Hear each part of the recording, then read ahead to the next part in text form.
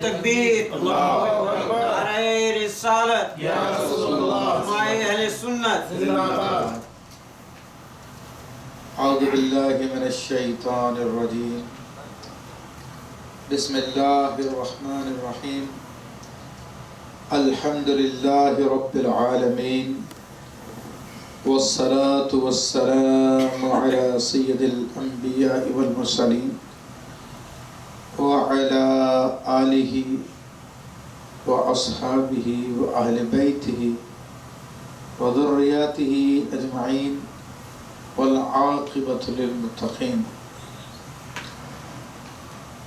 قال اللہ تبارک و تعالی فی کلامہ المجید والفرقان الحمید، یا ایہا النبی انا ارسلناک شاہدا ومبشرا ونذیرا وداعیا الی اللہ بإذنہ سراجا منیرا۔ صدق اللہ العظیم وصدق رسولہ النبی الکریم۔ مولاي صلی وسلم دائما ابدا علی حبیبک خیر الخلق کلہم۔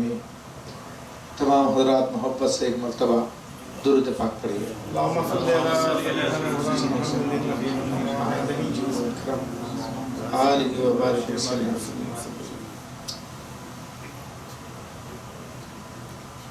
سوچ رہا تھا کہ کس موضوع پہ گفتگو کروں، کیونکہ میرے آقا علیہ السلام کی ذات مبارکہ وہ بحر ذخار ہے کہ اس کی گہرائیوں میں ماؤنٹ ایوریسٹ بھی ڈوب جائے تو کوئی پتہ نہیں چلے، بلکہ اگر دنیا کے ساتوں سمندر بھی اس گہرائیوں میں چلے جائیں تو ان کا کوئی پتہ نہ چلے۔ تو اللہ جل شانہ نے آپ کو اتنے اوصاف کریمہ سے نوازا ہے کہ بزرگوں نے یہ بات کہہ کر بات ہی ختم کر دی کہ بعد از خدا بزرگ توئی، قصہ مختصر کہ اللہ جل شانہ کے بعد اگر اس کائنات میں کوئی بزرگ ترین ہستی ہے تو میرے آقا علیہ السلام کی ہستی ہے۔ اور اسی لیے امام اہل سنت زمزمہ خواں ہیں اور کہتے ہیں سب سے اعلیٰ و اولیٰ ہمارا نبی، سب سے بالا و اولیٰ ہمارا نبی۔ تو ان کی بلندیاں مثال سے قاصر ہیں، ان کی رفعتیں ان کی طرف کوئی نگاہ نہیں اٹھا کے دیکھ سکتا۔ تو اسی ذات کا مقام و مرتبہ کون بیان کرنے کی جرات کر سکتا ہے، کون اس کی تاب رکھتا ہے؟ ہاں البتہ یہ صحیح کرتے ہیں کہ اللہ جل شانہ ہمارا نام ان لوگوں میں رکھ دے، ان لوگوں میں لکھ دے کہ جنہوں نے سرکار دو عالم صلی اللہ علیہ وسلم کی مدح کی، جنہوں نے سرکار دو عالم صلی اللہ علیہ وسلم کی تعریف بیان کی۔ ورنہ تو وہ ذات اتنی اعلیٰ و رفع ہے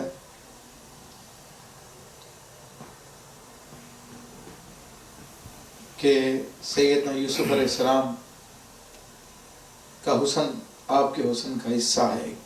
سبحان اللہ۔ اللہ جل شانہ نے آپ علیہ السلام پر جو کرم فرمایا، جو فضل فرمایا، وہ امام بصیری رحمۃ اللہ تعالیٰ علیہ اپنے اشعار میں کہتے ہیں فَإِنَّ مِن جُودِكَ الدُّنْيَا وَضَرَّتَهَا۔ یا رسول اللہ صلی اللہ علیہ وسلم، یہ دنیا اور جو کچھ ہے، جو کچھ اس میں ہے،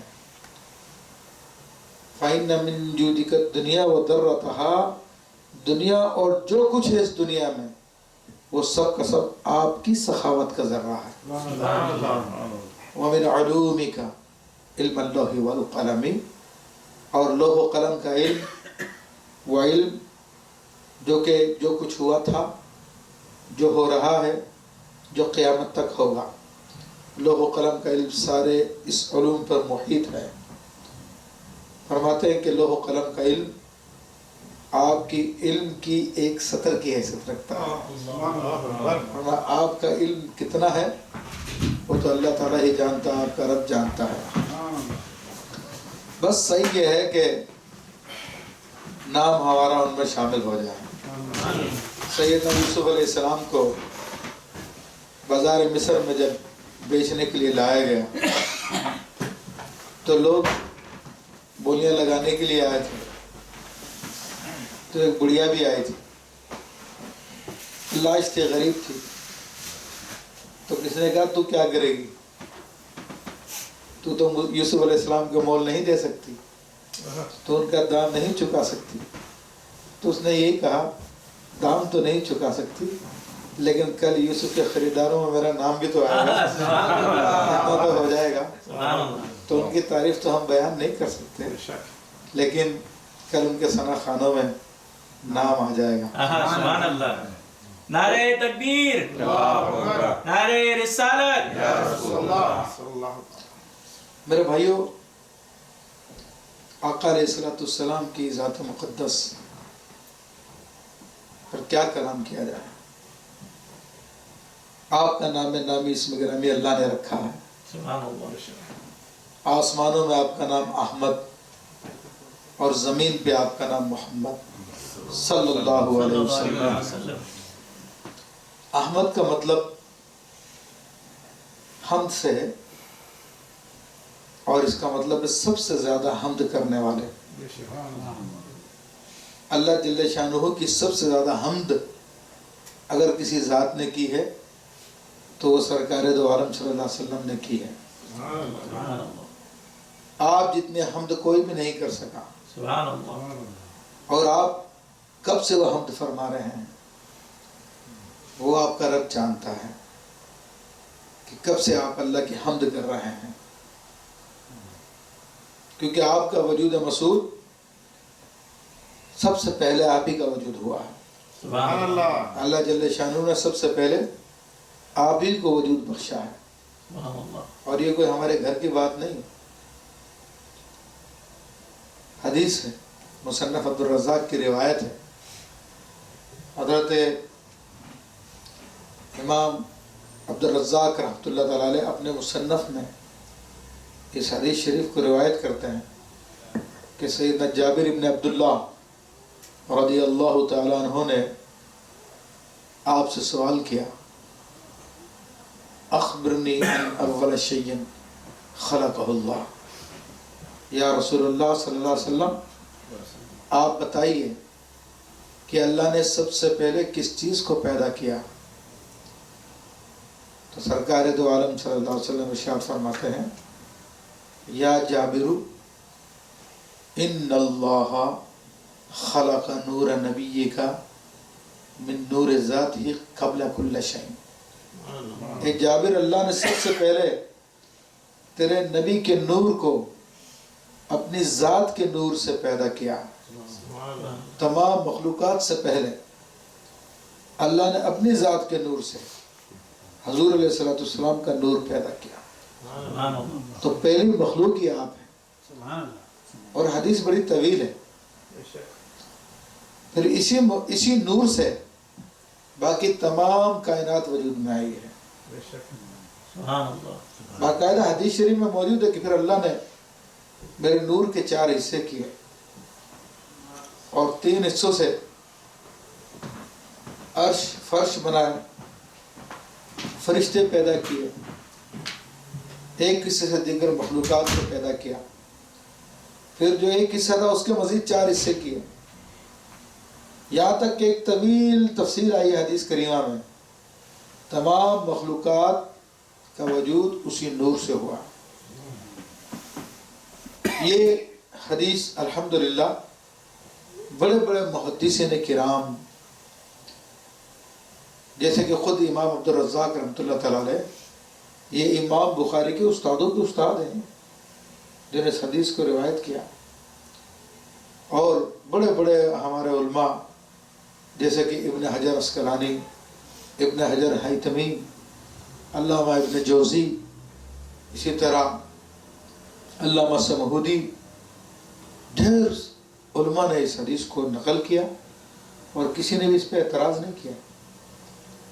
اس کو ان کا علماء کا نقل کرنا ہی اس بات کا دلیل ہے کہ حدیث پائے ثبوت کو پہنچ چکی ہے. سبحان اللہ. اب اس میں مزید تھوڑی سی میں وضاحت کر دوں, 2-3 وضاحتیں میں کر دوں اس میں کہ آپ کے ذہنوں میں سوال پیدا ہوا ہوں گے. اللہ نے نبی کے نور کو اپنی ذات کے نور سے پیدا کیا, تو اس سے کوئی ہرگز یہ نہ سمجھے کہ اللہ کے نور کا اب ٹکڑا ہے. ایسا نہیں ہے. اللہ کے نور کا کوئی ٹکڑا نہیں ہو سکتا. اللہ وحدہ لا شریک ہے, اس کے ساتھ کوئی شریک نہیں ہو سکتا. اس سے مراد علماء نے کیا بیان فرمائی کہ جب کچھ نہ تھا, وہ خود فرماتا ہے کنتُ کنزا مخفیا, حدیث قدسی ہے کہ میں چھپا ہوا خزانہ تھا. فأحببت أن أعرف, میں نے چاہا کہ میں پہچانا جاؤں.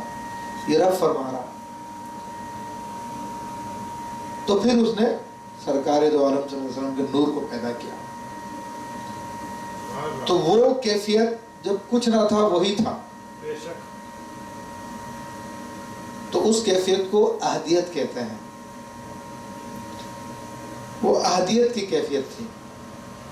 اور جب احدیت نے اپنی تجلی عدم پہ کی تو واحدیت وجود میں آئی, یعنی پہلا وجود پیدا ہوا, اور وہ نور محمدی صلی اللہ علیہ وسلم. اب وہ کس طرح سے ہوا, جیسا کہ میں پہلے بتا چکا ہوں کہ اس کی ذات سے کوئی نور جدا نہیں ہوا. اعلیٰ حضرت رحمۃ اللہ علیہ فرماتے ہیں کہ نور وحدت کا ٹکڑا ہمارا نبی. تو اس سے مراد بھی یہ نہیں ہے کہ نور وحدت سے کوئی ٹکڑا جدا ہو کے ہمارے نبی علیہ الصلوۃ والسلام بن گئے. ٹکڑا عام طور اردو زبان میں پیارے کے معنوں میں استعمال ہوتا ہے, جیسے میرے جگر کا ٹکڑا کہتے ہیں نا, تو یعنی نور وحدت کا پیارا ہمارا نبی. یہ اعلیٰ حضرت رحمۃ اللہ علیہ کی مراد ہے. وہ کیفیت کیا تھی, کس طرح سے آپ کا وجود, آپ کا نور وجود میں آیا. تو دیکھیے, جس طرح ایک شمع روشن ہوتی ہے, تو اگر اس روشن شمع سے ہم دوسری شمع کو روشن کرنا چاہیں تو جو روشن نہیں ہے اس کو لو سے لگاتے ہیں تو وہ دوسری شمع بھی جل اٹھتی ہے, اور پہلی شمع کی آگ میں بھی کوئی کمی نہیں آتی, وہ ویسی ہی برقرار رہتی ہے. تو اس سے اور مزید آپ جلا لیجئے, اس کی آگ میں کمی نہیں آئے گی مگر دوسری بھی روشن ہو جائے گی. اور ایک مثال یہ دی ہے بزرگان دین نے, بڑے بڑے علماء کرام جن کے میں نے نام آپ کے سامنے ذکر کیے ہیں, وہ فرماتے ہیں کہ جس طرح آفتاب روشن ہے, سورج روشن ہے, سورج کے سامنے آپ ایک آئینہ رکھ دیجیے, آئینے کے اندر وہ سورج آپ کو پورا کا پورا نظر آئے گا, اور آئینہ پورا کا پورا روشن ہو جائے گا. تو کیا اس سورج کی روشنی سے کوئی روشنی ٹوٹ کر اس آئینے میں چلی گئی جو وہاں پر ایک اور سورج بن گیا؟ نہیں, ایسا نہیں ہے. وہ صرف عکس ہے, وہ تجلی ہے اس سورج کی. اس سورج سے کچھ جدا نہیں ہوا, اس کا ٹکڑا نہیں ہے. پھر اسی جو آئینے میں سورج ہے اس کے مقابل ایک دوسرا آئینہ رکھیے, تو اس آئینے میں بھی وہ آئینے والا سورج نظر آئے گا. سبحان اللہ. اور جتنے آئینے اس کے مقابل رکھتے چلے جائیں گے ان سب کے اندر ایک ایک سورج پیدا ہو جائے گا. تو وہ جو پہلا سورج ہے اس کی روشنی میں سے کوئی چیز ٹوٹ کے ان میں نہیں داخل ہوئی ہے, اس میں سے کوئی حصہ ٹوٹ کے آئینہ نہیں بنا. تو بلا تمثیل سمجھانے کے لیے اللہ جل شانہ نے جب اپنی تجلیات کو ظاہر فرمایا تو تجلیات کی جو صورت ظاہر ہوئی وہ نور محمدی صلی اللہ علیہ وسلم کی صورت ہے. اور وہ اتنا اعلیٰ نور ہے کہ کائنات میں خدا کے نور کے بعد اس نور جیسا کچھ بھی نہیں ہے. سبحان اللہ. اتنی اس میں آب و تاب ہے کہ جہاں پہ نوریوں کے سردار سیدنا جبریل امین علیہ السلام کی حد ختم ہو جاتی ہے، اس سے آگے بھی اس نور کی رسائی ہے. سبحان اللہ. لیکن سدرۃ المنتہا کے مقام پہ معراج کی رات جب آقا علیہ الصلوۃ والسلام نے جبریل امین سے فرمایا کہ آؤ جبریل آگے چلو، تو جبریل امین کیا کہتے ہیں؟ یا رسول اللہ صلی اللہ علیہ وسلم لو دنوت ان ملتن لاحترقت، اگر ایک انگلی کے پورے کے برابر بھی میں آگے بڑھا تو میں جل جاؤں گا. اللہ اکبر. جبریل علیہ السلام خود نور ہے. آگے کیا تھا؟ آگے اللہ کا نور تھا. تو نور نور کو جلا رہا ہوں. نور کی کیفیات ہیں، نور کے درجے ہیں. جبریل علیہ السلام کا نور اتنا پیوریفائڈ نہیں تھا جتنا اللہ جل شانہ کا نور ہے. تو وہ جبریل علیہ السلام میں یہ تاب نہیں تھی کہ اللہ جل شانہ کے نور کو برداشت کر سکے، کیونکہ آگ بھی نور کی ایک صورت ہے. یہ بھی سمجھ لیجیے، آگ جو ہماری ہے یہ بھی نور کی ایک صورت ہے، مگر یہ پیوریفائڈ نہیں ہے. اس کو جب زیادہ پیوریفائی کرتے ہیں تو پھر یہ وائٹ ہو جاتی ہے بالکل. تو جبریل علیہ السلام کا نور اس نور کو برداشت نہیں کر سکا، لیکن یہ محمد صلی اللہ علیہ وسلم کی ذات مبارکہ ہے، یہ آپ کا نور تھا جو اس نور کو برداشت کر گیا. کیا آپ میں وہ تاب تھی کہ نور اسی نور کی تجلی تھے، تو آپ نے برداشت کر لیا. تو ایک تو یہ سمجھانے کی بات میں نے ذکر کی کہ آپ علیہ الصلوۃ والسلام کا نور تمام مخلوقات میں افضل ترین ہے. پھر آپ علیہ الصلوۃ والسلام کی کب اللہ تعالیٰ نے آپ کو پیدا کیا، بات یہاں سے چلی تھی کہ آپ نے اللہ کی کتنی حمد بیان کی ہے، کتنی تعریف بیان کی ہے. تو حدیث شریف میں آتا ہے کہ پھر وہ نور جب تک اللہ نے چاہا وہ اللہ تبارک و تعالیٰ کی صحبت میں رہا، اللہ تعالیٰ کی معیت میں رہا. سمجھ رہے میرے بھائی؟ یہ دیکھیے، لوہے کو آگ میں رکھا جاتا ہے، تھوڑی دیر رکھا جائے تو آگ کا تھوڑا اثر لیتا ہے، گرم ہو جاتا ہے. لیکن اگر بہت دیر رکھا جائے تو پھر وہ بھی آگ کی طرح ہی چمکنے لگتا ہے، گویا یہ بھی آگ ہے. تو صحبت کا یہ اثر ہوتا ہے. تو رسول اللہ صلی اللہ علیہ وسلم کے نور نے بلا واسطہ رب کریم کا فیض لیا.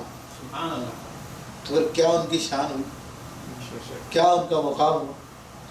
تو آپ خود فرماتے ہیں اس حالت میں اللہ تعالیٰ کی حمد بیان کرتا تھا. اور کتنے سال آپ نے اللہ کی حمد بیان کی، اس کا ہمیں کوئی اندازہ نہیں، کوئی اندازہ کر بھی نہیں سکتا. یہ علامہ آلوسی نے یہ روایت لکھی کہ ایک مرتبہ سرکار دو عالم صلی اللہ تعالیٰ علیہ وآلہ وسلم نے سیدنا جبریل امین سے پوچھا، اے جبریل امین تمہاری عمر کتنی ہے؟ تو سیدنا جبریل امین نے عرض کی، یا رسول اللہ صلی اللہ علیہ وسلم یہ تو مجھے اندازہ نہیں ہے میری عمر کتنی ہے، مگر اللہ تبارک و تعالیٰ کی عظمت کی جو حجاب ہے. تو میرے بھائیو، اللہ جل شانہ کا نور بہت بہت پردوں میں ہے، 70 ہزار پردے ہیں، ورنہ کسی مخلوق میں تاب نہیں کہ اس نور کو برداشت کر سکے. کا حجاب عظمت میں 70,000 سال بعد ایک ستارہ طلوع ہوا کرتا تھا. اس ستارے کو میں نے 72,000 مرتبہ دیکھا ہے. تو میرے بھائیو، اربوں سال جبریل امین کی عمر بنتی ہے. تو نبی علیہ الصلوۃ والسلام فرماتے ہیں کہ جبریل وہ ستارہ میں ہی تھا. تو کتنے سال حضور علیہ السلام نے اللہ جل شانہ کی حمد بیان کی سبحان اللہ. تو ان کا نام احمد کیا ان کے دادا نے رکھا تھا؟ کیا ان کی والدہ نے رکھا تھا یا کسی اور انسان نے رکھا تھا؟ نہیں، ان کا نام ان کے رب نے احمد رکھا ہے. آسمانوں میں ان کا نام احمد ہے کہ وہی سب سے زیادہ رب کریم کی حمد بیان کرنے والے ہیں. اور زمینوں میں ان کا نام محمد رکھا. کس نے رکھا ہے نام؟ یہ باقاعدہ وحی الہی کے ذریعے ہدایت کیا گیا ہے نام.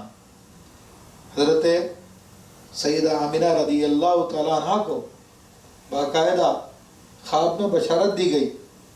حضرت عبد المطلب رضی اللہ تعالیٰ کو باقاعدہ حکم دیا گیا کہ اس بچے کا نام محمد رکھنا.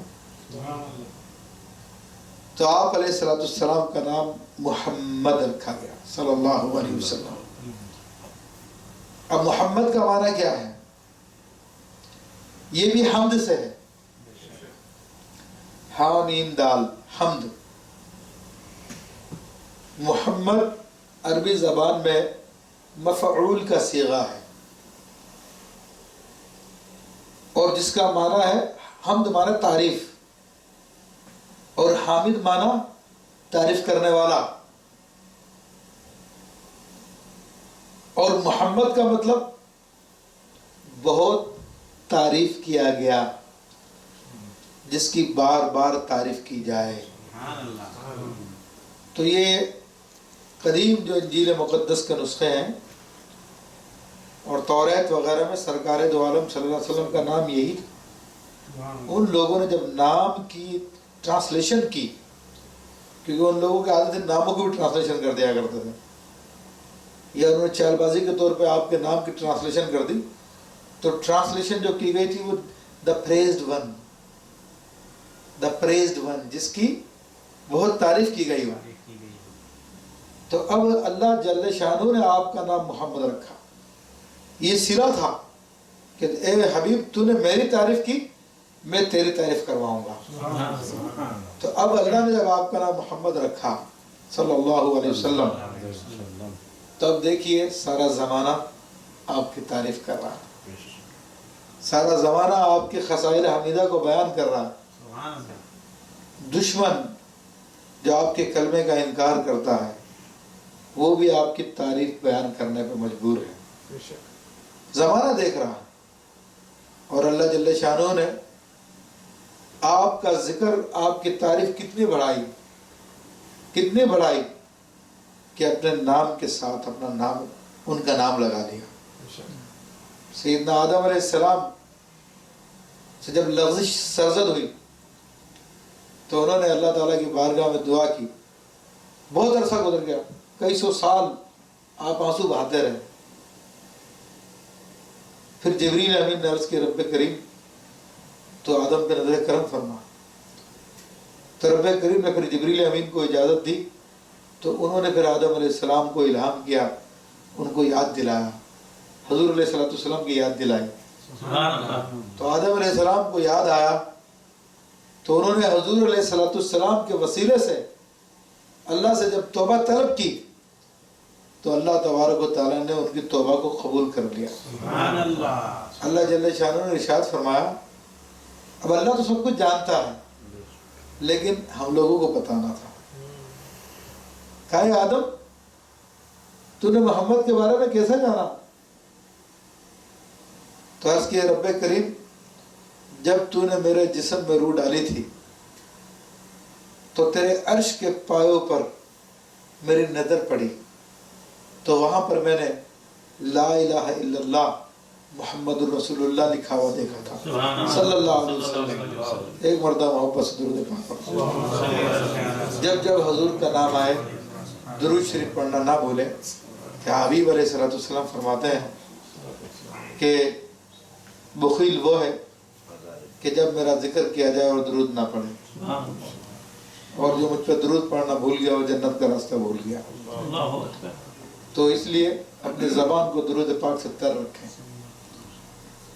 تو عرض کی رب کریم میں نے وہاں پہ یہ کلمہ طیبہ لکھا ہوا دیکھا تھا اور میں نے اسی وقت سمجھ لیا تھا کہ یقیناً یہ کوئی اعلیٰ ہستی ہے جو تیرے نزدیک بہت ہی معزز و مکرم ہے، اس لیے تو نے اس کا نام اپنے نام کے ساتھ ملا کے رکھا ہوا۔ تو اللہ نے فرمایا آدم تم نے صحیح کہا، اگر ان کو پیدا نہ کرنا تو تمہیں بھی پیدا نہ کرتا۔ تو سارا کونین انہی کے لیے سجایا گیا ہے، تو کونین کے دلہا وہی ہیں۔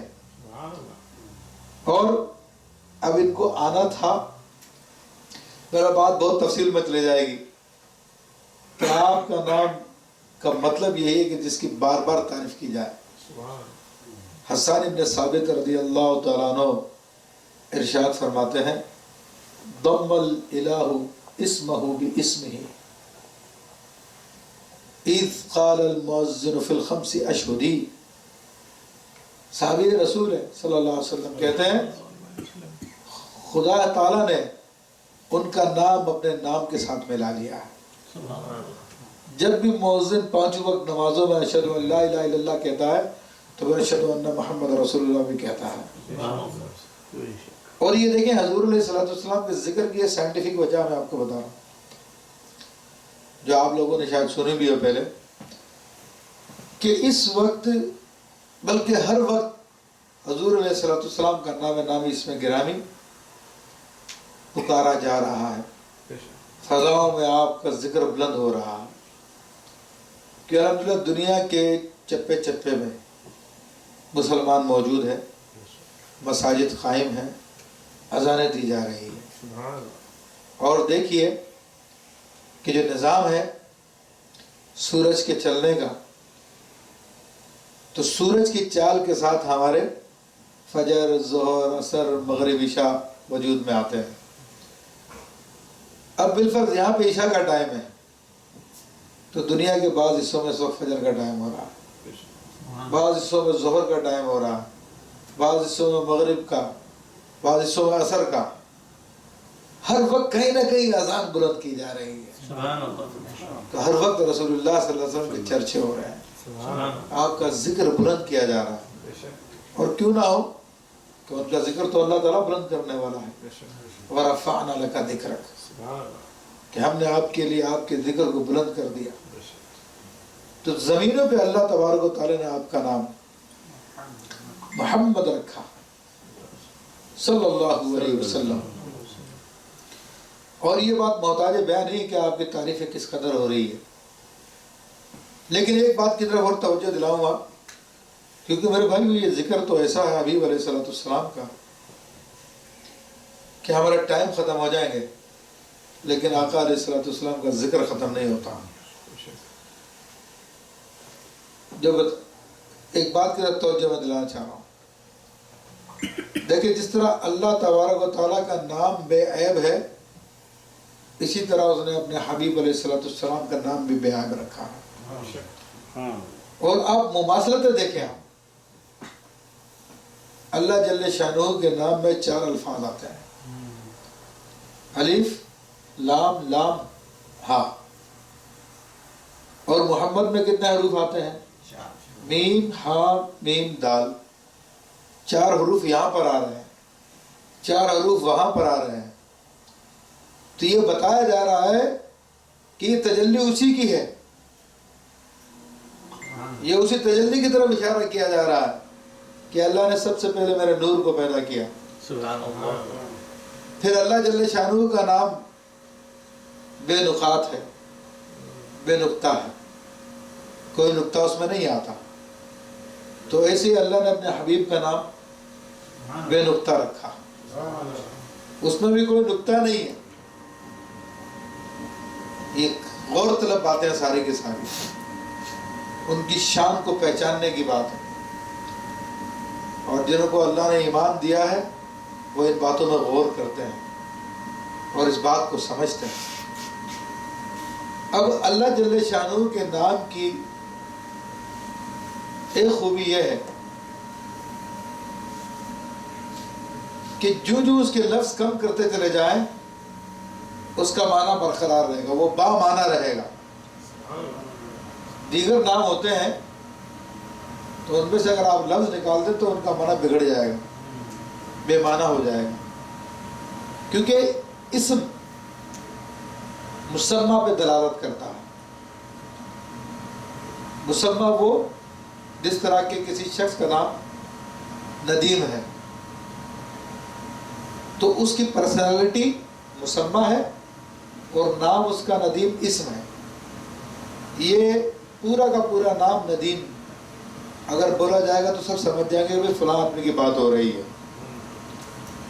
لیکن اگر ندیم میں سے نون نکال دیں تو دین بچے گا. اب بولیں گے یہ دین سے میری ملاقات ہوئی, لوگ بولے کون سا دین, کس کی بات کر رہے ہو جی آپ, لوگ نہیں پہچانیں گے. لیکن اللہ جل شانہ کے نام کی خوبی یہ ہے کہ اس کے لفظوں کو آپ کم کرتے چلے جائیں پھر بھی ہر لفظ اللہ تعالیٰ کی ذات پہ دلالت کرتا رہے گا. جیسے اللہ سب سمجھتے ہیں کس ہستی کا نام ہے, اور اللہ سے الف نکال دیجئے تو للہ بچ جائے گا, تو اس کا مطلب بھی اللہ کے لیے سب کو بدل جائے کس ہستی کی بات ہو رہی. اور للہ میں سے ایک لام نکال دیجئے تو لہو بچ جائے گا, اور لہو کا مطلب ہے اسی کے لیے, تب بھی اسی ذات پہ دلالت ہو رہی ہے. اور لہو کے لام کو بھی نکال دیجئے تو ہو بچ جائے گا. تو ہر لفظ نکالتے چلے جائیے مگر ہر لفظ اسی ذات پر, ذات وحدہ لا شریک پر دلالت کرتا ہے. تو ایسے ہی اللہ تبارک و تعالیٰ نے اپنے حبیب علیہ السلام کا نام رکھا ہے. محمد حضور علیہ السلام کا نام ہے جس کا معنی بار بار تعریف کیا ہوا. اگر پہلے میم کو آپ نکال دیں تو حمد بچے گا, اور حمد بھی حضور علیہ السلام کا نام مبارک ہے. حضور علیہ السلام سراپا اللہ تعالیٰ کی حمد ہے. سبحان اللہ. یہ بھی آپ کا نام ہے. حمد میں سے ہے نکال دیں تو مد بچے گا. عربی زبان میں مدہ یا مدو یہ ایک فعل ہے جس کا مطلب ہوتا ہے کھینچنے والا. اس سے مراد یہ کہ آپ لوگوں کو کھینچ کے اللہ کے بارے میں لے کے جاتے ہیں, تب بھی آپ کی ذات پہ پوری دلالت پائی جاتی ہے. اور مدن میں سے دال نکال, میم نکال دیجئے تو دال بچے گا. اور دال عربی زبان میں دلہ یدلو سے دال بنتا ہے. دال معنی دلالت کرنے والا, تب بھی آپ اللہ کی ذات پہ دلالت کرنے والے, یہ بھی آپ کی صفت ہے. تو جس چیز کو آپ لے لیجئے. اچھا, ہر لفظ کے پیچھے حدیث ہے, حمد کے بارے میں حدیث آئی کہ آپ کا نام ہے. مدہ یا مدو اس کے بارے میں ہے کہ خود آپ قرآن میں آپ کی آیت طیبہ آئی ہے, خود آپ فرماتے ہیں کہ لوگوں میری تمہاری مثال ایسے ہے جیسے کہ کوئی آگ بھڑک رہی ہو اور اس میں تم دوڑ کے گر رہے ہو. وَأَنَا آخُذُكُمْ بِحُجَزِكُمْ, اور میں تمہیں کھینچ کے نکال رہا ہوں وہاں سے اللہ کی طرف پہنچا رہا ہوں. اور دال دلیل کو کہتے ہیں. تو خود اللہ آپ کو فرما رہا یا ایھا الناس قد جاءکم برہان من ربکم, اے لوگوں تمہارے رب کی طرف سے تمہارے پاس ایک دلیل آئی. تو دلیل سے مراد رسول اللہ کی ذات ہے. تو یہ دیکھیے کتنا مطلب کہ حیرت انگیز معاملہ ہے کہ اللہ جل شانہ نے آپ علیہ السلام کے نام کو بھی کتنا انوکھا نام بنایا ہے. پھر اس نام میں مبارک کہ عجیب شان ہے, عجیب مقام ہے, عجیب اس کا مرتبہ ہے. حدیث شریف میں آتا ہے کہ جو اپنے بچے کا نام محمد رکھے صلی اللہ علیہ وسلم تو اللہ تبارک و تعالیٰ اس نام کی برکت سے بچے کی بھی اور بچے کے والدین کی مغفرت فرما دے گا. اور یہ بھی آتا ہے حدیث شریف میں آیا تو اس میں کیا حرج ہے, پھر ایک گھر میں ایک محمد ہو, دو محمد ہو, تین محمد ہو, لوگ کتنے ہیں سب کے نام ایک جیسے ہو جائیں گے. تو حضور فرمائے اس میں کیا حرج ہے, سب کے نام ایک جیسے ہو جائیں گے. تم مغفرت کو دیکھو کہ کتنا ثواب مل رہا ہے کہ مغفرت تمہیں مل رہی ہے. تو اگر ایک جیسے نام بھی رکھ دیے تو کیا حرج ہے, پہچان کے لیے. پھر آپ لگا لیں آگے کچھ بھی ہے, محمد احمد رکھ لیں, محمد فاروق رکھ لیں, محمد علی رکھ لیں, محمد ابو بکر رکھ لیں، محمد عثمان رکھ لیں، محمد طلحہ رکھ لیں، نام نیت یہ رکھے کہ محمد مجھے نام رکھنا، پھر باقی پہچان کے لیے آ کے لگا لیں۔ بڑے بڑے بزرگان ایسے گزرے ہیں، امام غزالی رحمۃ اللہ علیہ، ان کا نام بھی محمد ہے، ان کے والد کا نام بھی محمد ہے، اور ان کے دادا کا نام بھی محمد ہے۔ سبحان اللہ، تو اس لیے علماء لکھتے ہیں محمد بن محمد بن محمد الغزالی نے فرمایا۔ تو یہ بڑی بشارت ہے۔ پھر حدیث شریف میں یہ بھی آتا کہ بروز قیامت جب اللہ تبارک و تعالیٰ اپنے محبوب صلی اللہ علیہ وسلم کو ندا فرمائے گا اور یا محمد کہہ کے آپ کو پکارا جائے گا، تو اب جتنے لوگ ہوں گے جن کا نام محمد ہوگا وہ سب توڑ پڑیں گے۔ سبحان اللہ، تو اللہ جل شانہ فرمائے گا میرے محبوب کے نام کے صدقے سب کے مغفرت۔ سبحان اللہ، تو میرے بھائیو اس نام کے بھی عجیب تاثیر ہے، عجیب اس کی برکتیں ہیں، بڑا اللہ تعالیٰ اس نام کی بدولت فضل فرماتا ہے، کرم فرماتا ہے، اور باقاعدہ اس کا ایک میتھمیٹیکل فارمولا بھی بنتا ہے جو سکھوں کے گرو نانک نے وہ سب سے پہلے پیش کیا ہے کہ حضور علیہ الصلوۃ والسلام کے نام کے اسم مبارک 92 بنتے ہیں۔ اب 92 کے اندر وہ کہتے ہیں کہ جس چیز کو بھی شامل کیا جائے آخر میں حضور علیہ الصلوۃ والسلام کا نام نکلے گا۔ باقاعدہ انہوں نے فارمولا ڈرائیو کر کے بتایا، کتابوں میں لکھا ہوا، مجھے اس وقت یاد نہیں ہے۔ وہ اس کی وجہ بھی یہی ہے کہ آپ علیہ الصلوۃ والسلام ہر چیز کی اصل ہے۔ سبحان اللہ، اب ایک چیز کی اور میں وضاحت کر دوں، وہ میرے ذہن میں اس وقت رہ گئی تھی، تو ممکن ہے کہ بعض لوگوں کے خیال میں یہ ہوگا کہ نور سے پھر یہ میٹر کس طرح بن گیا؟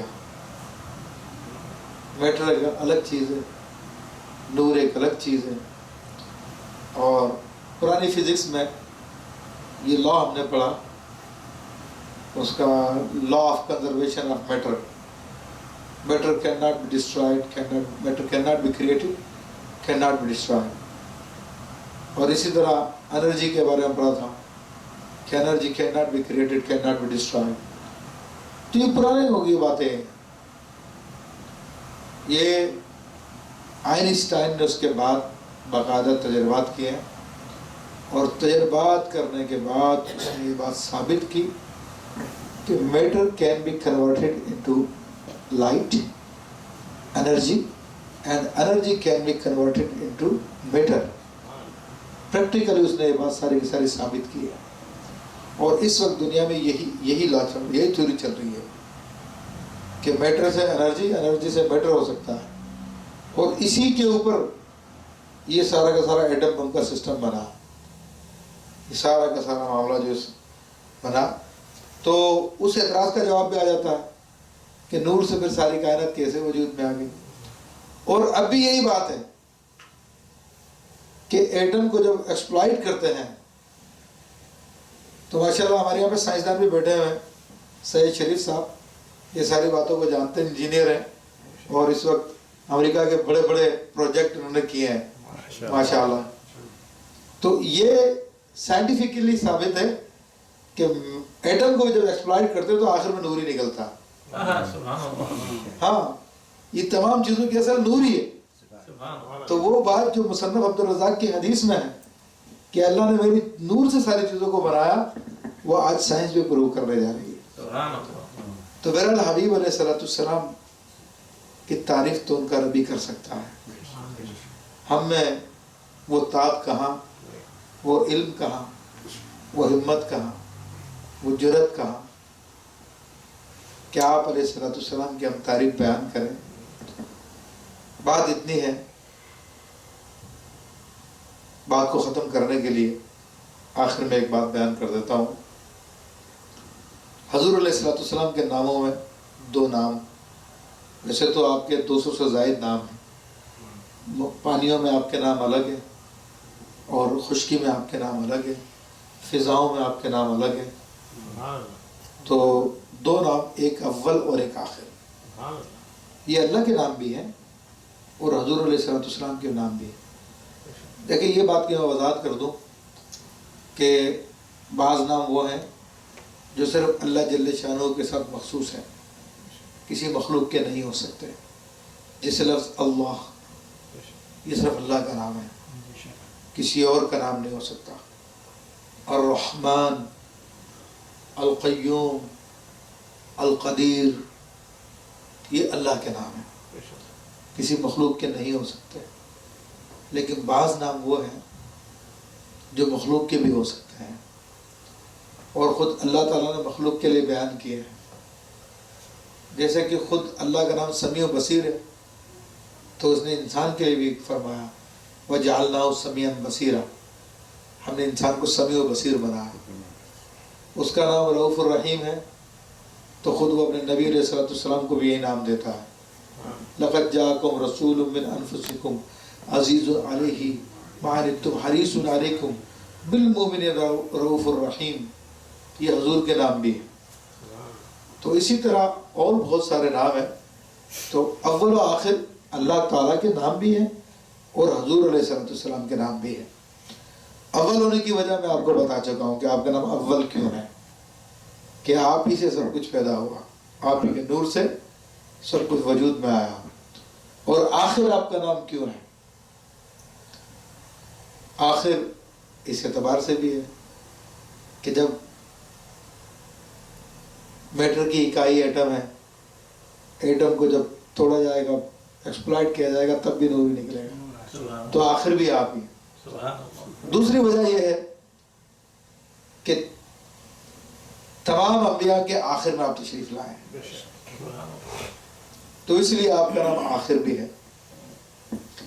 تو اعلیٰ حضرت رحمۃ اللہ نے بڑی پیاری بات بیان کی کہ معراج کی رات آپ علیہ السلام جب مکہ معظمہ سے بیت المقدس تشریف لے گئے، تو تمام انبیاء کرام علیہ السلام جو آپ سے پہلے اس دنیا میں تشریف لا چکے تھے، سارے کے سارے اس وقت سب باندھے ہوئے بیت المقدس میں موجود تھے. جبریل علیہ السلام حضور علیہ السلام کو لے گئے آگے اور آپ کو مصلی پہ کھڑا کیا. آپ علیہ السلام نے امامت کرائی اور سب نے اقتدا کی. تو اعلیٰ حضرت رحمۃ اللہ علیہ فرماتے ہیں کہ نماز اقصیٰ میں تھا یہی سر، سر کہتے ہیں راس کو، نماز اقصیٰ میں تھا یہی سر، عیاں ہو معنی اول و آخر. راز یہ تھا کہ اول و آخر کا معنی سب کے سامنے ظاہر ہو جائے کہ اول بھی یہی ہے، آخر بھی یہی ہے. آخر تو اس لیے کہ سب سے آخر میں تشریف لائے، اول اس لیے کہ امامت سب کی کرا رہے ہیں. نماز اقصیٰ میں تھا یہی سر، عیاں ہو معنی اول و آخر، کہ دست بستہ کھڑے تھے پیچھے سلطنت جو پہلے کر گئے تھے. تو اللہ تبارک و تعالیٰ ہمارے ان الفاظ کو قبول فرمائے، آپ کو سننا قبول فرمائے. آمین بجائے نبی.